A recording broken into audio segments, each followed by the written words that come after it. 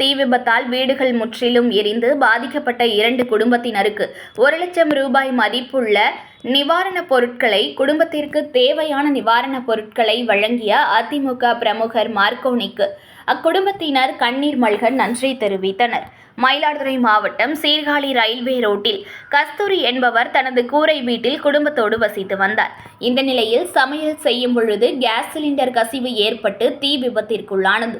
அப்பொழுது பலத்த காற்று வீசியதால் தீ பரவி அருகிலிருந்த உறவினர் தயாநிதி என்பவர் வீட்டிலும் தீ பரவியது.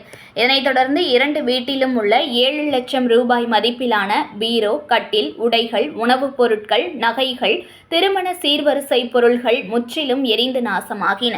இந்த நிலையில் இதுகுறித்து தகவல் அறிந்த அதிமுக ஜெயலலிதா பேரவை மாநில துணை செயலாளர் மார்க்கோனி பாதிக்கப்பட்ட கஸ்தூரி, தயாநிதி ஆகிய 2 குடும்பத்தினருக்கு அரிசி, பாய், உடைகள், சமையல் பாத்திரம், கேஸ் அடுப்பு, கட்டில், பீரோ, நாற்காலிகள், அரிசி, காய்கறி உள்ளிட்ட 1 லட்சம் ரூபாய் மதிப்பிலான பொருள்களை வழங்கினார். உதவி செய்த மார்க்கோனிக்கு பாதிக்கப்பட்ட குடும்பத்தினர் கண்ணீர் மல்க நன்றி கூறினார்கள். அப்போது நகர்மன்ற உறுப்பினர்கள் கிருஷ்ணமூர்த்தி, ராஜேஷ், ராமாமணி, அதிமுக பிரமுகர்கள் ராஜசேகரன், முருகன் உள்ளிட்ட பலர் உடனிருந்தனர்.